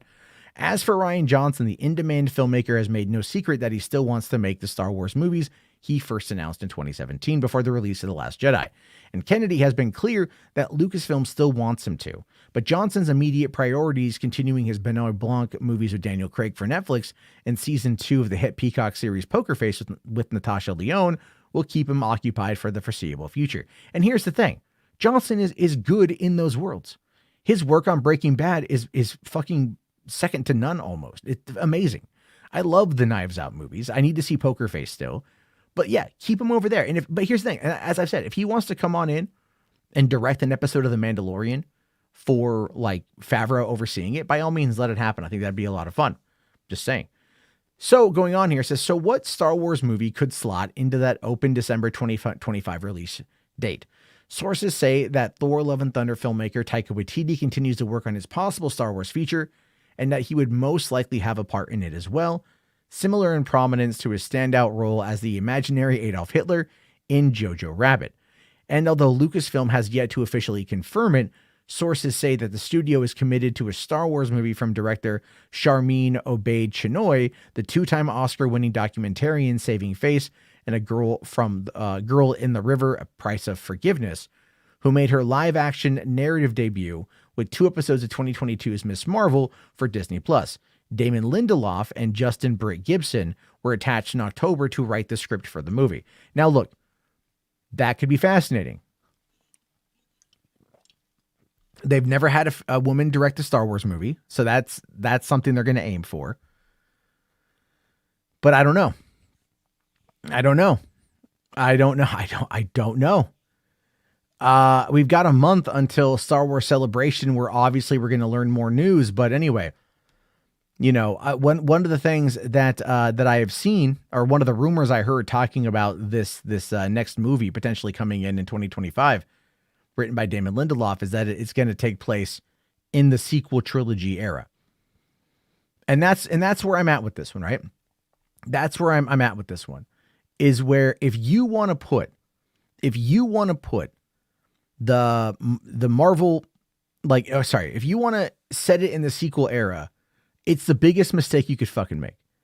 If your two biggest Star Wars shows that were on Disney Plus in 2022 were Book of Boba Fett and Andor, and one takes place 5 years after Return of the Jedi and one takes place 5 years before A New Hope, that gives you a parameter. That gives you a playground. That gives you a amount of time to play in, right? That gives you the amount of time you need to be in order to see that success. Okay. And you can even look at the Bad Batch. Bad Batch takes place 1 year or so after the events of right after the events of the fall of the Republic, of Order 66. That one's doing well on its own as well, but we're talking live action. And on the live action side of things, this is where you are. 5 years before A New Hope, 5 years after Return of the Jedi. Bam. That's your fucking time frame right there. You have a litany, a swath of decades, literal decades, like 30 years. Not 30 years. It's like what? You got like 17 years, I think, right? 15 to 17 years of time. You can do stuff with the rebellion fighting back against the Empire, cloak and dagger, spy games type shit. Guess what? People love that with Andor. You can tell more stories in that particular world because it shows the level of political intrigue, what the ISB was up to, what the rebellion was up to. My God, Andor, I think, is going to have spinoffs, if you want my honest opinion, because there's going to be a lot more stories to tell in that time period. You've got the Mandoverse that's dealing with the fall of the Empire, the reclamation of the Outer Rims, the Republic trying to enforce and trying to police it while trying to uncover a graver threat on the horizon that we all know at this point is going to be Grand Admiral Thrawn, a massively fan favorite character that will lead into some kind of telling of the heir to the Empire storyline. We know this will obviously tie in to the Palpatine's return in fucking in the Rise of Skywalker, in the sequel trilogy. They're going to find a way to brand synergize this shit. Why the fuck do you need to move the fuck forward? You don't need to move the fuck forward. Play in the timeline that you've got, rebuild it, reestablish it, reconnect with the fans, both new and old and the other, and especially for the fact, and I'm just going to say this, especially for the fact that what you've got is you've got their massive publishing initiative that they announced a couple of years ago, the High Republic, taking place 200 years before the events of The Phantom Menace, allowing authors enough time to fill out what happened leading up to the fall of the Galactic Republic, the rise of the Empire, the rise of the Sith, the desecration of the Jedi, leading into all of these things that they're able to tell, these stories that we know of, getting the stories of how they got there. There's so much that they can do, that they can build upon. Why they are so deathly motherfucking afraid of making movies in that time period is 100% beyond me. And what it tells me is that the person in charge, Miss Kathleen Kennedy, of whom I believe has had a very respectable and storied career, is simply just losing everything right now. And it's not only that. It also ties into the parks. It also ties in to the experiences. It ties in to everything that's been going on with Disney, that's been going on with all that shit. Because I've talked about this a lot, right? Remember Star Wars Galactic Star Cruiser? Y'all remember that? Right? Came out last year, get to go out there, spend your time, spend $5,000 for less than 2 days at an all-inclusive Star Wars experience. Man, I still want to go to that shit, right? But it's done nothing. It's absolutely done. It's been abysmal. All the money that it costs to make this first ever type of experience that should be a fucking huge banger. And it ends up just being something where Disney themselves have now issued a statement on the reduction of Star Wars Galactic Starcruiser voyage dates. They are now restricting how many. They're reducing the amount of available voyage dates. So Disney World has announced that they are reducing the number of Star Wars Galactic Starcruiser voyage dates starting in October 2023. While the future of the Starcruiser remains a bit of a mystery, Disney World has issued a statement about the reduction in voyage dates. Here's a statement saying, "You may notice the schedule has been modified to provide 2 voyages per week except for holiday weeks, where we may have 3 voyages. We've been learning a lot during our first year of operation and have adjusted voyage dates to meet the needs of our guests," meaning that people simply are not going. People are not going. They're not engaging with it in the way that they should because the fucking cost, right? The fucking cost is so fucking, like, it's so massive. It's so insane. It's like, it's just, how can you sit there and look at that cost and compare it with the expansion or with the 2 days you get to go on in there and to think that that's even remotely going to be worth it. Now I hear for some people that it definitely is. All right.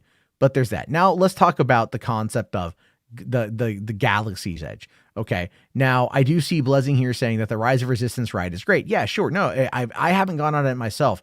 It wasn't open when I went to Disneyland to Galaxy's Edge, and I've spoken very highly about Galaxy's Edge 100%. And now that the Mandalorian has popped up on Galaxy's Edge, we talked about this the other day. He showed up just the other day for the premiere of the new movie or the new show, and obviously that has now broken the canonical timeline that they've established for Batu. So here's my fucking question. Okay, here's my fucking question. Why is it? No, it's not even that. Not even why is it? It's like, look at the lack of planning. Okay, I need a new fucking chair. This thing fucking creaks whenever I move. Anyway, when Galaxy's Edge, by the way, comes up 4 years in May. So like in 2 months, it's going to be 4 years old, which is really weird to think that Galaxy's Edge has been around for 4 years, but that's true. Galaxy's Edge is 4 years old. It is set in the sequel trilogy.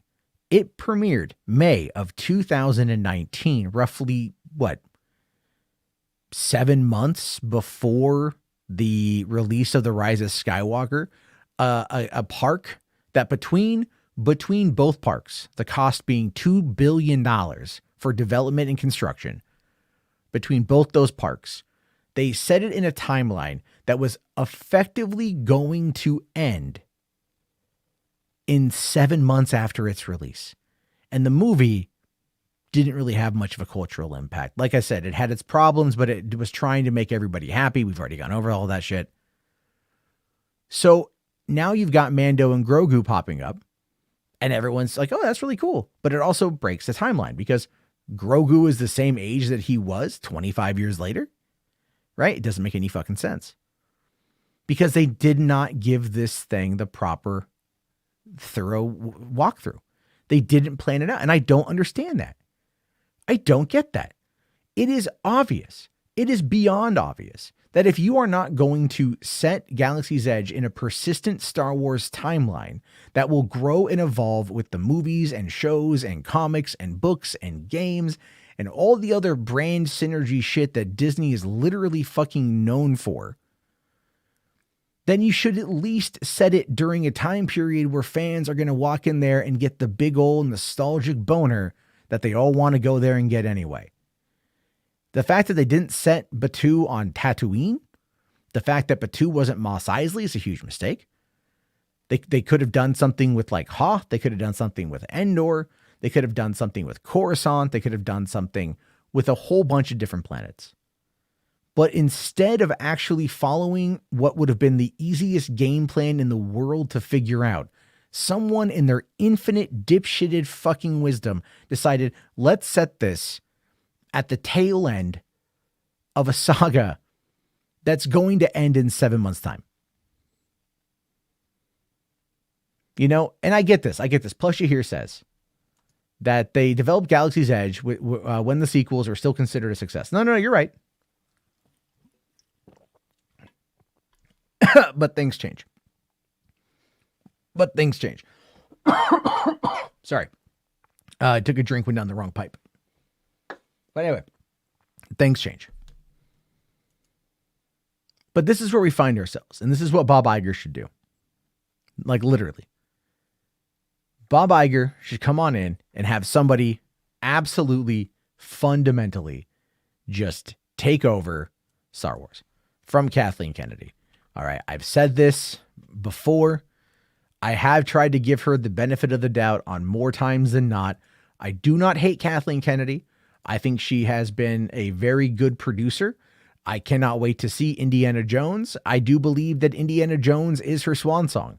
I do think that she'll step down in July of this year. I think once Indiana Jones comes out, does what it needs to do, she'll peacefully exit. I think right now with these movies that she had actively in development that she doesn't need to oversee because they're simply not fucking happening. The TV show side of stuff is definitely all under the purview of John and Dave at this particular point in time. And when it comes to the kind of development stuff, you've got it, right? Now, when it comes to, let's say, Galaxy's Edge, okay, when it comes to Galaxy's Edge, there was something that we saw last week, okay? There was something that we saw last week on Mandalorian. Let me see if I can Google it here. Hold on. Season 3, Navarro. All right, I wonder if there's a shot of this I can find. Because a lot of people had said, interestingly enough, like, especially this shot right here. I'm just going to bring this up right here. So in this particular shot right here, and a lot of other shots that we saw out of the show, this looks like Disney. This looks like it's Galaxy's Edge. Someone had said, why does it look like Navarro has been reconfigured into being Galaxy's Edge? And I'm like, yeah, why isn't, now that Mando is as big of it is, Jon Favreau has said that they're not in any quick succession to end. Why not change Galaxy's Edge, do a redo, and turn it into Navarro, and then have it be the central hub for the Mandoverse? Have it be the central hub for everything. You know what I mean? They're setting it up. Grief Karga could be the guy. Could be the guy. They already have established pirates. You can still use Hondo Kanata, which if you've seen this last week's episode of Mandalorian, you kind of think that he's somewhere in the mix. That Hondo is somewhere in the mix. He's somewhere out there. And I think he is. So obviously, this is the way, in my opinion, is you have to look at what you have and figure out the best way to move forward. This is here. It says, the worst part was putting Disney Star Wars Park in The Sims as a park in an add-on, especially when The Sims has their own aliens. I don't play The Sims, so I don't know. I'm sorry, man. I really don't know, but I wish I knew more, but thank you. Andrew here says, you can't locate a Hoth attraction located in Florida. Dude, you totally fucking can. It doesn't, it's all aesthetics. It's all aesthetics. You know, it's fake fucking snow. All right. It's fake fucking snow. That's all it is. All right. Thank you for that one there. Let's see here. Taylor says, because Disney thinks Star Wars fans are as stupid as live action animation remake fans. Yeah. Okay. I'll grant you that one. I'll grant you that one there. Very true. Let's see. King of Golden State for 5. Thank you. Says, it's not about hate for Kathleen Kennedy. It's merely a business decision. IMO. Given her track record, it's not a positive overall. I completely agree. I thought I got your super chat, Rational. Let me try to find it again. I'm sorry, buddy. I think, I agree. It's not, I am saying fire her, bring somebody else in who can right the ship. If it's not Filoni and Favreau, then bring somebody in who understands it. That person in my mind, the best person for the job in my mind is Kevin Feige. I think, look, I get it. Marvel's his baby. I get it. Marvel is his legacy, you know, and he thought he could probably do it all. And maybe he was told he could do it all, but he clearly can't. But I personally think it would be better off for him if he went out and did Star Wars over Marvel. But for right now, get somebody in there that understands the business side of this and how to connect with the fans. I mean, like, look, I could do a better fucking job. You know what I mean? And it's like, I'm an idiot. I'm an idiot living in the forest in Washington, right? My backyard looks like goddamn Endor. Okay. It's not hard to give the fans what they want. You have to just find a way to make it all fucking work. And apparently I do kind of blame the story group, to be fair. I think a lot of those guys are just up their own ass with their egos and shit. Like, I'm on the Star Wars story group. Oh, good. Well, how does that make you feel? Does it, I don't know. Anyway, Rational for 5. Thank you, buddy. I thought I had got this. I did miss it. Sorry. Star Wars has many timelines. They could do films and shows on. The real question is, should they allow directors to tell Elseworld/Legend stories? No. No, look, here's the thing. I know there's this love. There's just this love of Elseworld, fucking legend stories and shit. No, it doesn't have to be the same continuity and timeline. No, fuck you, it does. It does. It absolutely does. It 100% needs to be that way. What we're talking about here is not just, what we're talking about here is the business side of it. We're talking about brand synergy. We're talking about 4-quadrant, marketing, or all this appeal, all this crap, right? Marvel has shown us the way, literally shown us the way multiple times. All right. They're dealing with their own growing pains because the TV side of it was kind of thrust upon them when they weren't developed for that. Star Wars clearly does well on TV. Star Trek does well on TV, but they still both want to crack that fucking box office nugget to get that money. Because there's no reason a good Star Wars movie should not have the global appeal to fucking rival Avatar. I mean, really should. But no, they don't know. Elseworlds legend stories are done. Just let them be done. Incorporate them in if you have to, but just let them be done. That's all you got to do. Just let them be done. Yeah, this is the way. Anyway, look, that's my rant on that one. That's my rant on why I think Kennedy should be gone. I'm not saying it because of her blue-haired woke agenda, you guys. Fucking having women and minorities in the show. This bit not. If I don't care about any of that shit.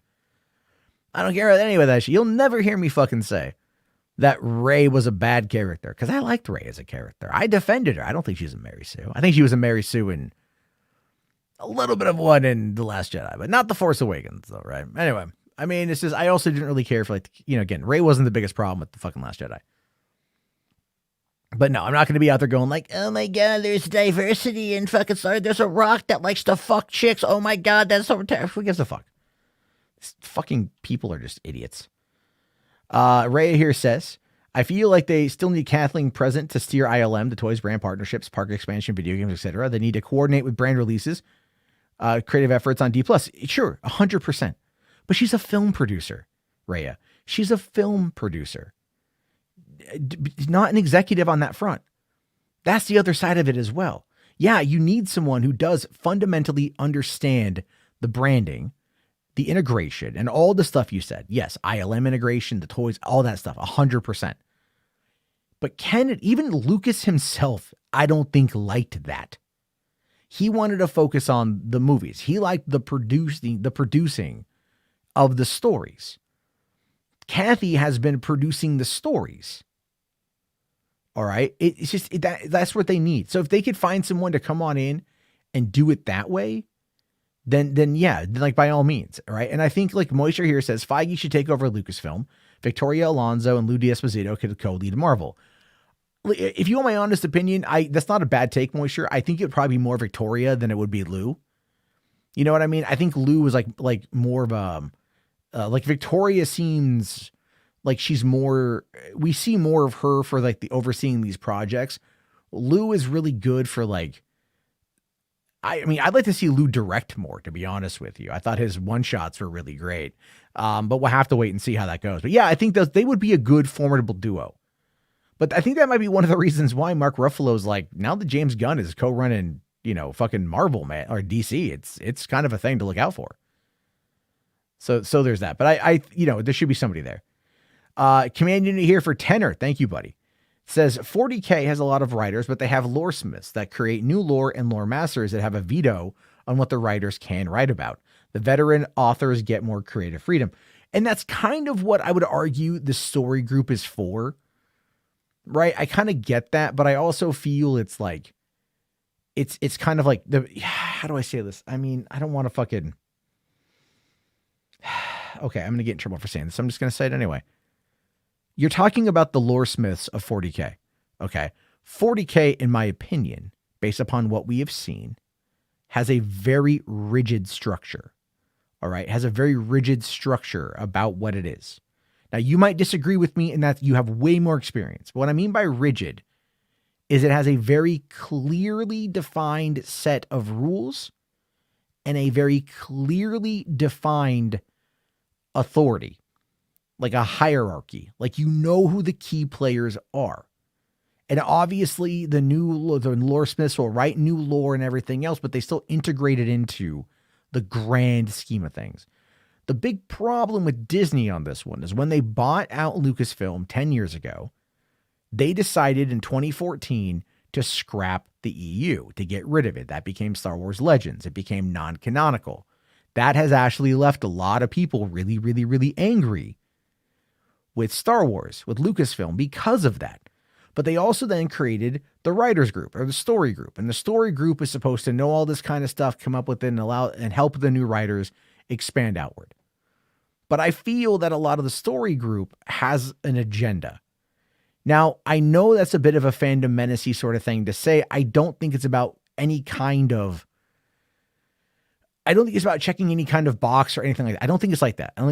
I think it's more about what you have is this, it's this, the saying, the meek shall inherit the earth. In this case, I think it's like the geek shall inherit the earth.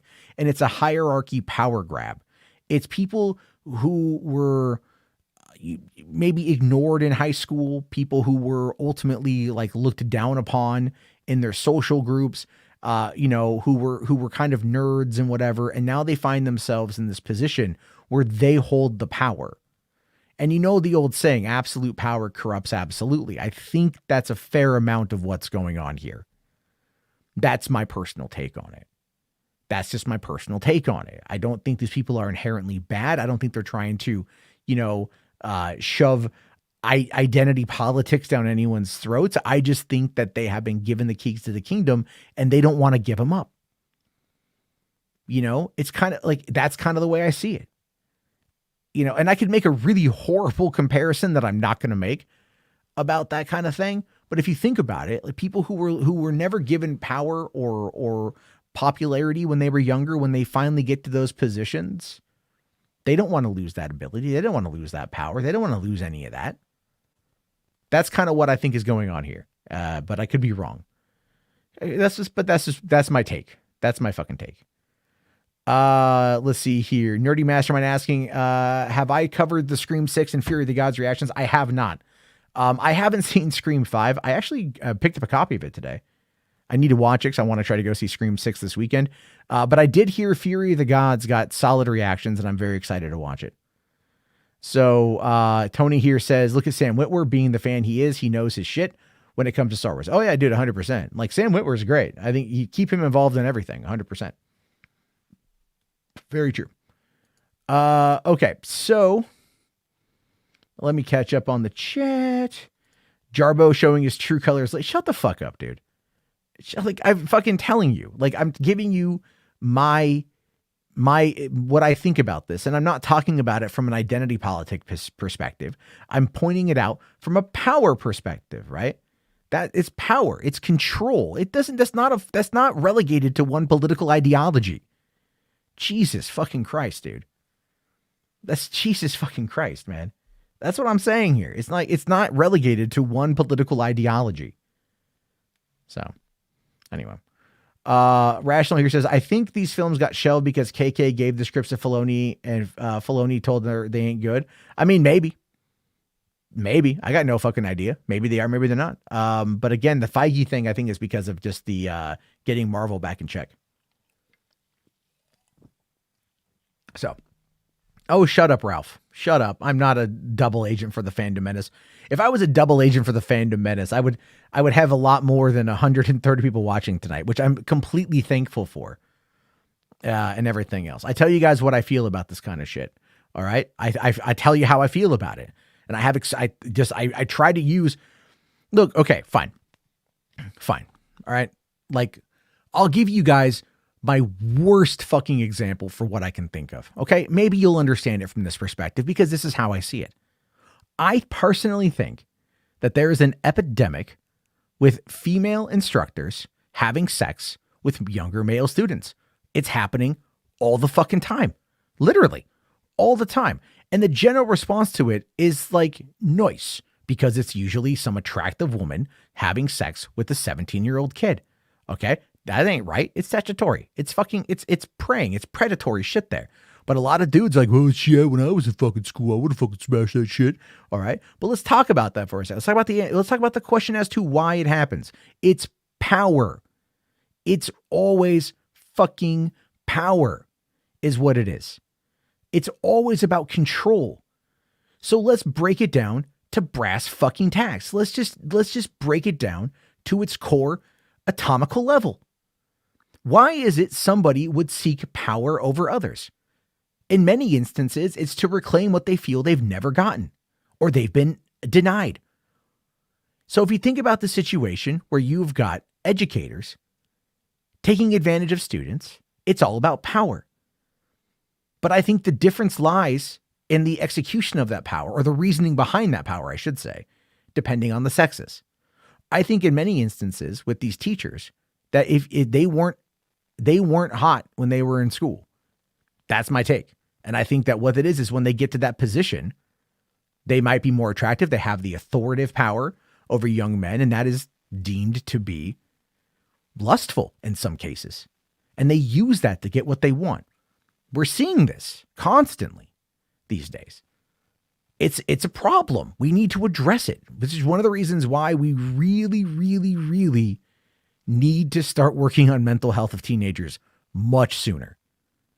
Okay, that's what I'm talking about. No, I didn't read the horseshoe theory, and I've got a PhD in political science, you fucking dimwit. I've been on the internet now for a long ass time. I've seen all this shit constantly for years, and I'm giving you my perspective of this crap, right?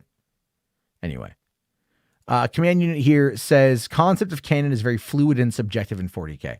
See, okay, I was wrong. I felt it was probably more on the rigid side, based upon the concept of militarism, the rules of engagement in many ways, the fact that a lot of it, you know, the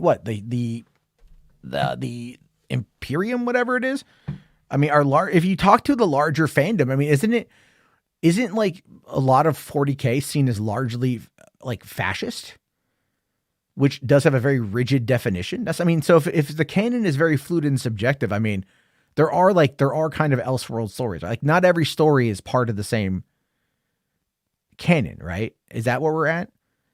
Because again, like you've shown me a lot of stuff and it doesn't always overlap, but I'm trying to understand the basic rules of it. But like from what I can gather, if the concept of the key players, the factions, and that stuff, like they have their established hierarchy, you know. So I don't know. I mean, the subjective part of it, I probably would agree with you on, but it depends. Are those people writing directly in congruence with what the lore masters are saying?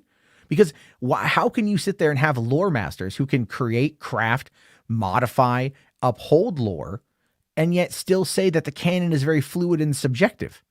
The lore, by definition, the lore master is designed to prevent that from happening. By very definition, that's their job description. So that's what I don't get. I mean, I don't know. We'll see what's going on. I don't want to like fight over it, but it's like, that's my take on it and shit. So, anyway, let's see here. Arguably Florida and California are exhibit of the horseshoe theory. That's not true at all. That's not true at all. That's not, you know. So what about the teacher that married a student when he became of age? Yeah. After she had sex with him a couple times. And then, was it Mary Kay Letourneau, right? She's dead now. I think she died recently. That's a whole weird story. I mean, yeah, that's a weird one too. She shouldn't have done that. That was bad.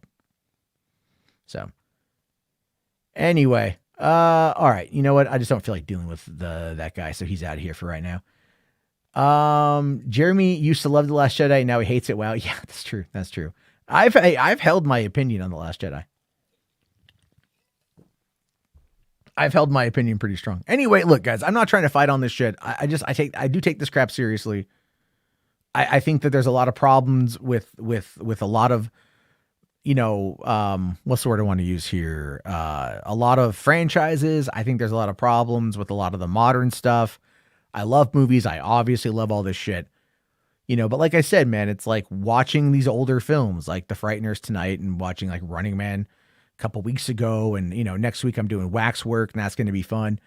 It's like, I just enjoy going backwards and seeing what was, because like, I think we can learn a lot from that by looking at our history and realizing that like, yeah, there's a business there. There's money to be made. There are fans to appease.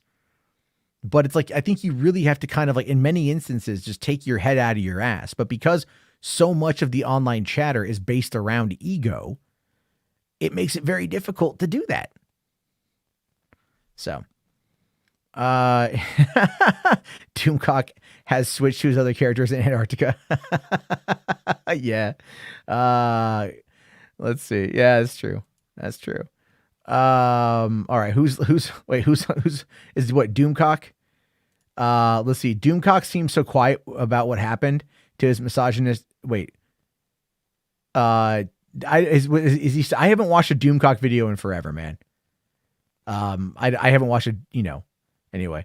That dude Vince here says Running Man is free on YouTube with ads. If you haven't seen it, great watch. Yeah, dude, Running Man's the shit. I love that goddamn movie. It still holds up to this day. The Frighteners also holds up to this day, even though it's like almost 30 years old. Rational here says, do you agree Lucas should have made episodes 7, 8, 9 when he had the chance? Yeah, I do. I mean, like, it obviously would have been different than what I think he pitched. I think the best way to like, I don't even know if you needed an episode 7, 8, or 9, to be fair. It kind of like ended that saga, like the rise of the Empire, the fall of the Empire. What I think would have been interesting would have been like a middle trilogy for the 19 years in between the prequel trilogy and the OT.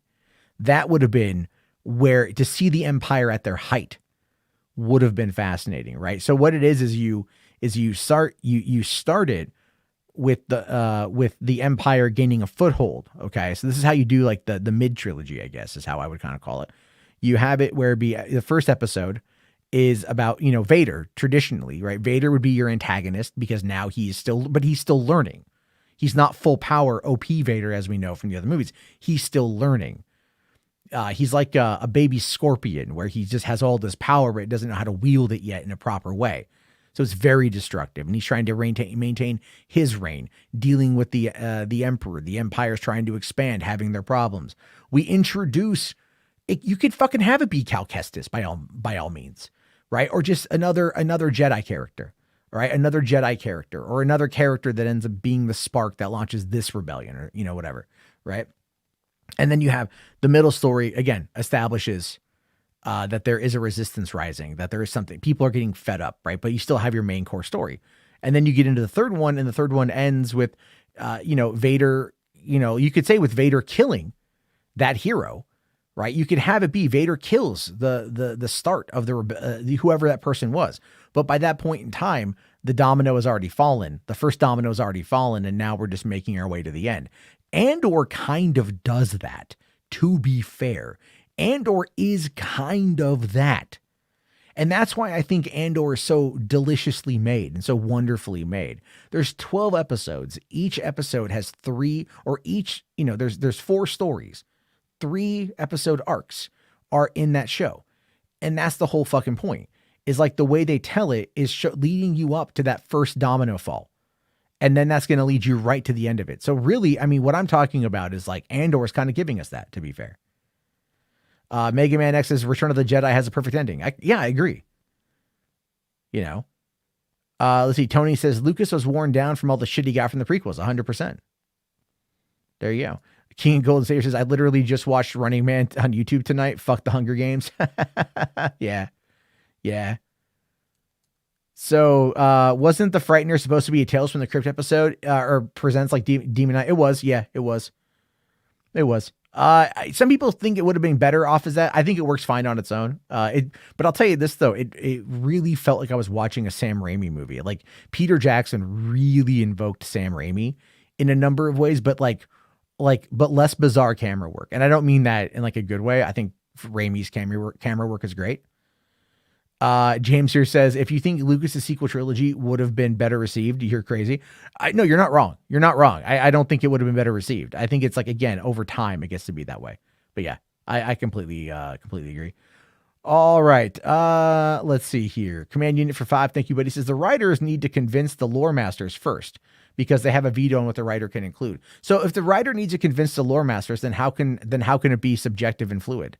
That's my question. Because if you have to convince them, they would still have to find a way to, like, you know, square peg round hole this shit, right?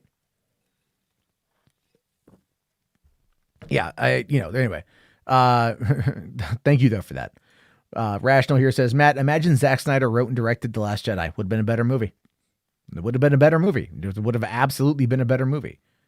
You know, Zack gets that kind of storytelling. Rian Johnson had no experience in it. Kenneth here says, The Empire Strikes Back is still my favorite Star Wars film. Can't find any fault. Damn right, sir. Damn right. Okay, guys, we are 11:40 p.m. We have 10 minutes to go until Mandalorian. I don't think we're going to get to the to doing a patio commentary live because I need to go rest my voice for a little bit. And obviously, there's some stuff to get to on that. So what we need to do is I got to find the link for that rational skeptic that command unit had given me to check out. But you know what we're going to do in the meantime? Ryan had wanted us to take a look here at this, Boxtown. Boxtown is the new, we talked about this. It's the new animated show that's crowdfunding it. Tara Strong's in it from Bandit Mill Animation. And they've got a little 51-second animatic. This is pretty cool. Let's take a look at this. All right, turn that up there. Citizens arrest! Stop right there! This is no way to treat a protector of the law! Sorry, everyone, but I gotta take you down to the station. The little kid thinks he's a big man. You like rat in my saucepan. Cute, but I squash you.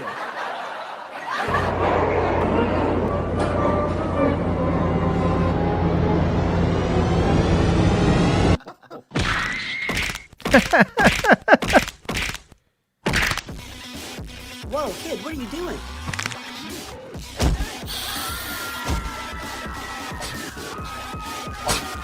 Oh, Jesus.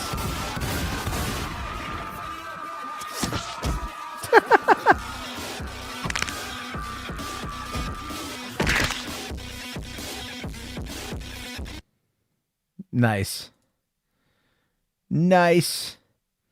That looks pretty good. That looks pretty solid.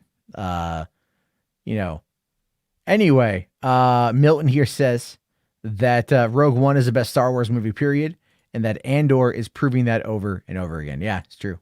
Yeah, Matt, I know. Wait, I know. I see that it's Max. Anyway. So, all right. Anyway, thank you very much for that, Ryan. Really appreciate that one. It looks pretty good. And then we're going to end it tonight by looking at the Arma 3 brass. It's a machinima that command unit has. That's that Halo thing we looked at last night. Was pretty fucking dope, by the way. I really enjoyed that. And so, yeah, so we're going to end this with this one. If you guys haven't already, please leave a like. We are at 50 likes, which is a good number. Good number, you guys. And then we will definitely be back. No, I got to do the fucking, God damn it. Okay. All right, guys. I said I would do it. We're going to do it afterward because I said that, command units, not command, fucking Todd had dropped like $20 for karaoke. I said we're going to do What is a Juggalo.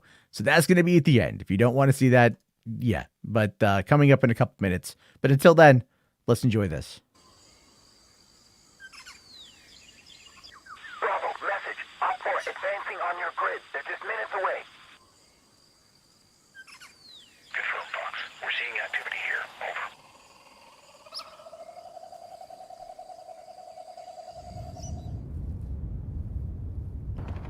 All units be advised. Enemy forces inbound. Evac helicopter en route.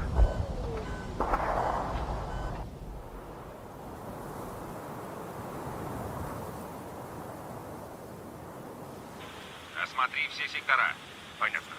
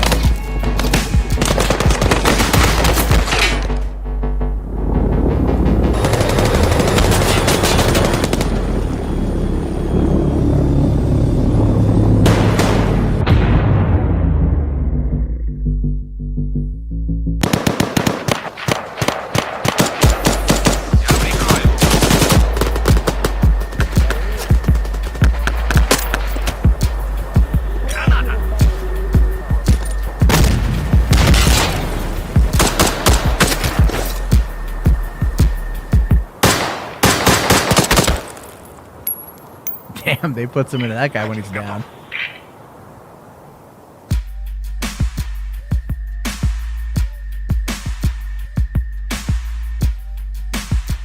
Those are always fun. I like to watch those because they're interesting. There's a lot of fun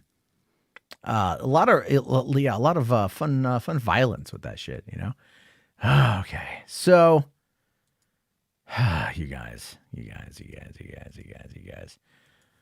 The things I do because I love you. All right, the things I do because I love you. So we're gonna laugh, we're gonna cry, we're gonna blow chunks because I'm gonna rap along with What is a Juggalo.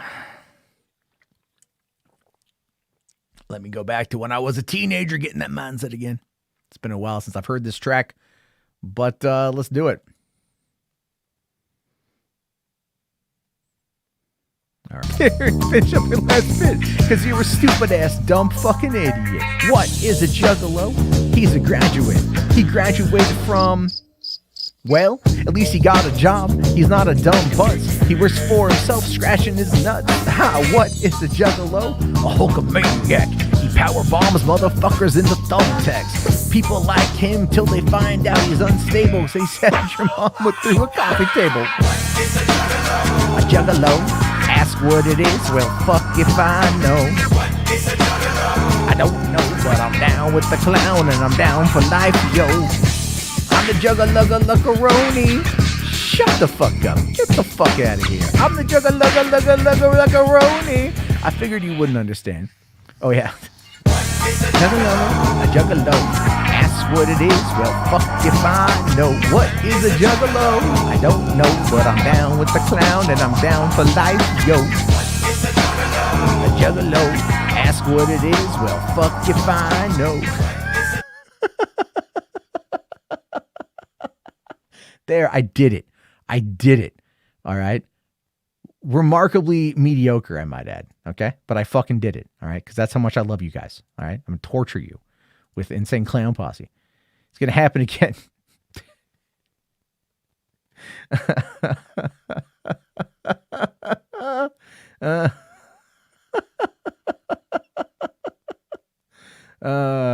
There were no big no words in this song. Not in this song. I mean, motherfucker, one thing, man. You know what I mean? You know, it is what it is. And you perfect rap. Thank you. What about the netting game? I love the netting game, actually. It's a good track. Wasn't much worse than Violent J. Thank you. Thank you for that one there. You know, I mean, you could have said Shaggy 2 Dope and I would have felt offended, but Violent J, I'll take not being as good as him. Okay. We're not doing Magnets. Maybe I'll do Magnet or I'll do fucking Miracles next. Because how do fucking magnets work, dog? Anyway, I hope everyone out there had themselves a grandiose time for watching for 2 hours. Let's go watch some motherfucking Mandalorian. It just dropped right now on Disney+. I'll talk to you guys tomorrow night. Have yourself a great day. Thanks again, and peace the fuck out.